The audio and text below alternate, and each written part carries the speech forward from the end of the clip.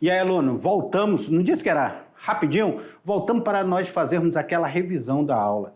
Então, eu chamo vocês, preste bastante atenção, quem não entendeu o que é sistema totalitário na Europa, na tela para vocês, que eu, professor Beto, estou aí em mais uma aula com vocês. Joga na tela que nós estamos na aula 9.2, aí ó, 9.2, falando sobre sistema totalitário na Europa. Na Europa. Revisão!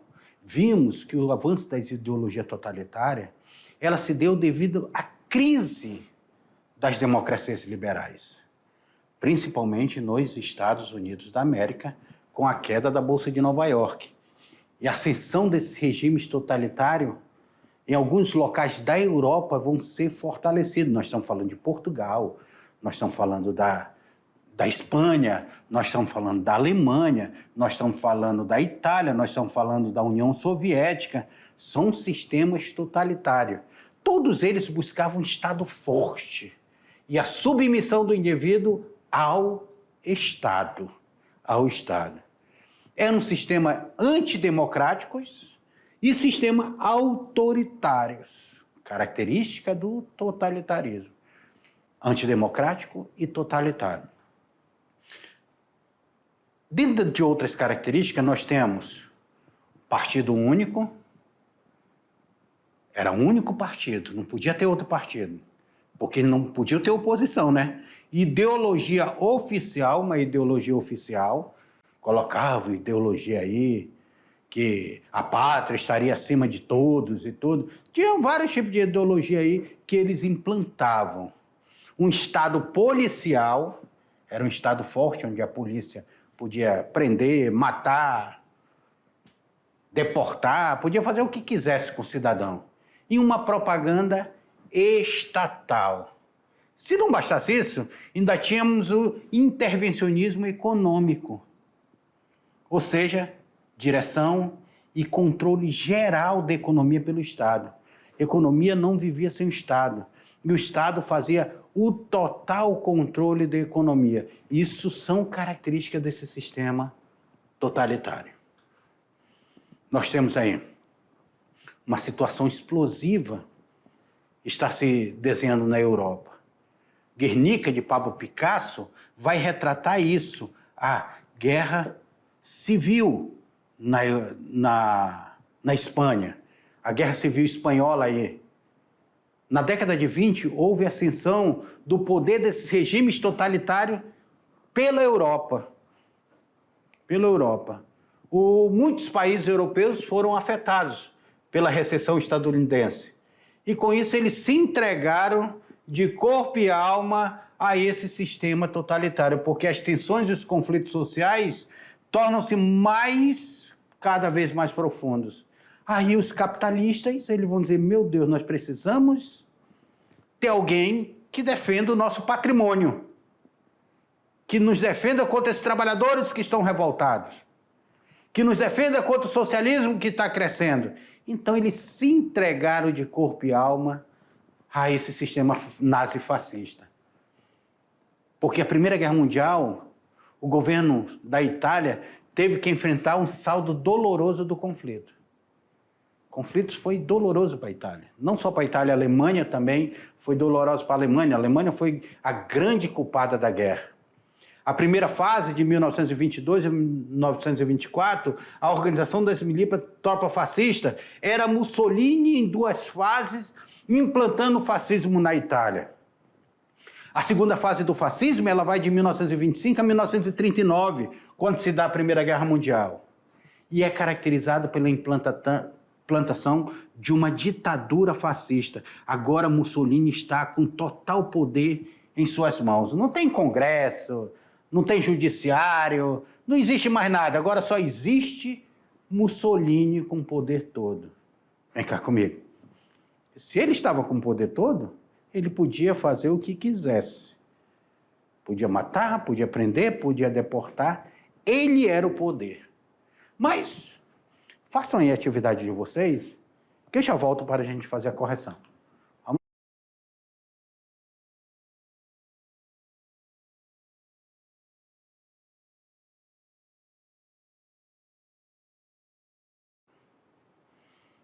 E aí, estava fácil, estava difícil?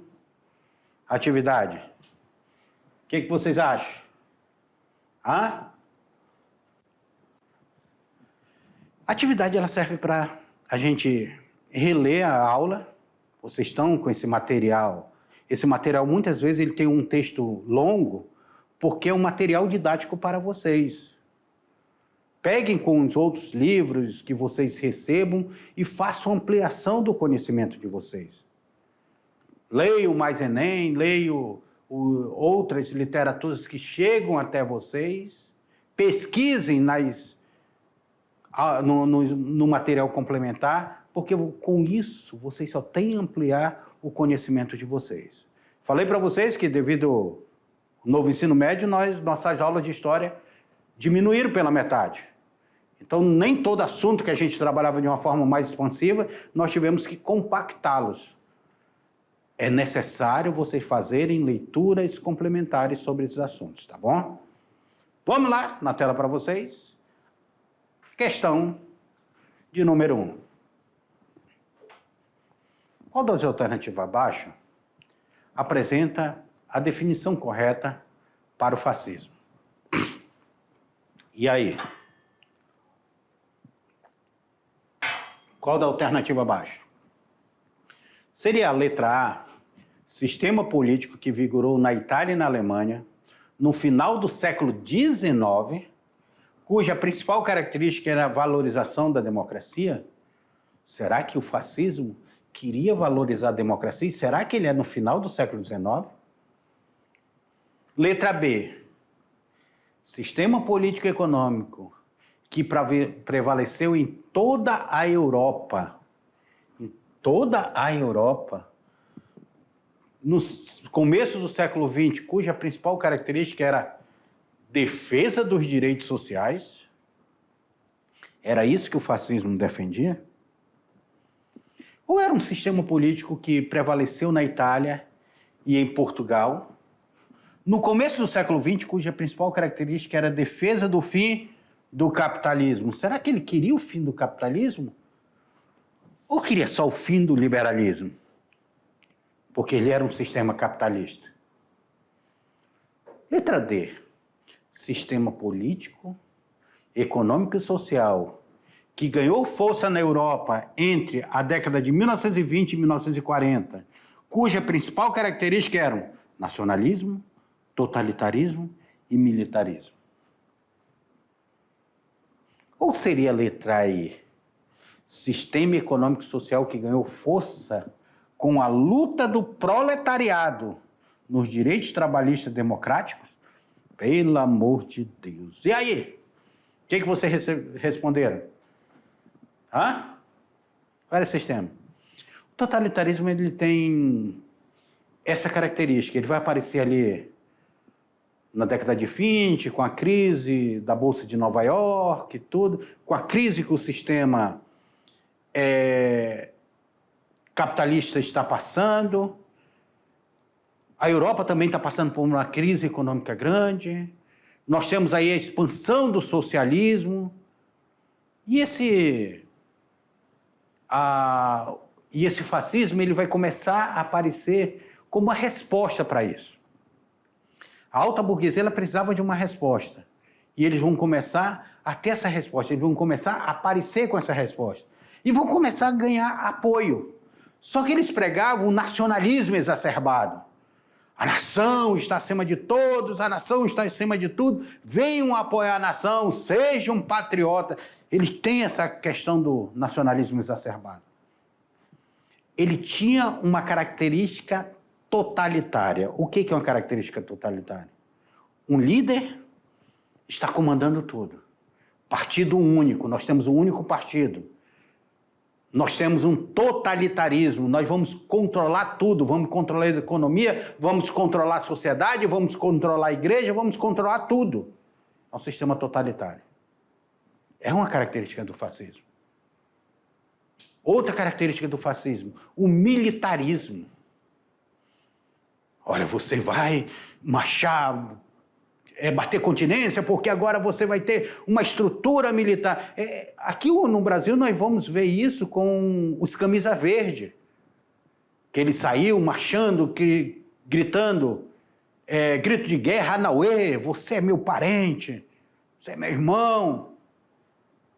O chamado movimento integralista, que foi o movimento fascista brasileiro. Na Europa, nós temos o nazifascismo, nós temos a juventude fascista, a juventude nazista, nós temos as escolas sendo militarizadas para exacerbar esse militarismo dentro da sociedade. Então, essas são características do fascismo que apareceu na Europa entre a década de 20 e a década de 40. Por isso que a resposta certa aí é letra D, olha aí, ó. Todos acertaram, não? Ou sim ou não? O que fala a segunda? A segunda, ela diz: qual era o objetivo do governo fascista ao usar censura? Ele queria garantir que a verdade chegasse ao povo sem distorção? Ele queria coibir qualquer tipo de crítica ao seu governo, facilitando assim a manipulação da opinião pública? Ele queria conquistar o apoio por meio da comunicação da época, rádios, jornais e revistas? Ele queria mostrar para o povo que o governo era favorável à liberdade de expressão? Ou ele queria democratizar o acesso às informações institucionais para melhor esclarecimento da população? O que se buscava? Pessoal, a primeira coisa que o sistema totalitário ele faz é o controle total do sistema de comunicação. Em alguns países, esse sistema de comunicação ele vira estatal. É controlado pelo Estado. É o Estado que dita quais são as matérias que o povo quer ouvir. Aqui, Getúlio Vargas, no Brasil, utilizou muito isso. Tanto é que, naquele momento, é criada a Voz do Povo no governo de Getúlio Vargas, que as pessoas tinham muito acesso ao rádio, e o rádio fazia propaganda institucional. É o Brasil vibrante, é o Brasil... A Europa ali, Hitler constantemente estava no rádio, falando no rádio, discursando no rádio, e a população ouvindo atentamente a essas mensagens de nacionalismo exacerbado e tudo, de ódio a determinada classe, a outra classe, eu preciso matar aquela classe, eu preciso metralhar aquela classe não presta e tudo, e para nós podermos nos fortalecer. No caso de Hitler, ele elege os judeus, que literalmente, ele realmente elimina os judeus, vai metralhar os judeus, vai colocar nos guetos, vai tomar seus bens e vai colocar nos campos de concentração. Mussolini também faz essa política, através do controle das massas. Controlar o meio de comunicação era controlar as massas. Por isso que a resposta correta é a letra na tela para vocês. É a letra A. Coibir qualquer tipo de crítica aos seus governos, facilitando assim a manipulação da opinião pública. E agora, já estamos no Enem. A gente já entra pesado, já na terceira, a gente já entra no Enem. Leia esse trecho. Vamos lá. Só um detalhe para você. Esse trecho é um discurso do Mussolini dirigido aos operários milaneses em 7 de outubro de 1934. Tá? É o discurso de Mussolini. E olha o que o Mussolini fala. Camisas negras de Milão. Camaradas operários. Há 5 anos, as colunas de um templo que parecia desafiar os séculos desabaram. O que havia abaixo dessas ruínas? O fim de um período da história contemporânea. O fim da economia liberal e capitalista. Diante deste declínio, constatado e irrevogável, 2 soluções aparecem. Deixa eu fazer um parênteses aqui. Ó. Primeiro, ele fala sobre a ruína de quê? Da economia do liberalismo e economia capitalista. Ele está falando aí da ruína, ok? Agora, ele dá soluções. 2 soluções aparecem. Vamos lá, continuando o texto. A primeira seria estatizar toda a economia da nação. Estatizar significava controlar através do Estado toda a economia.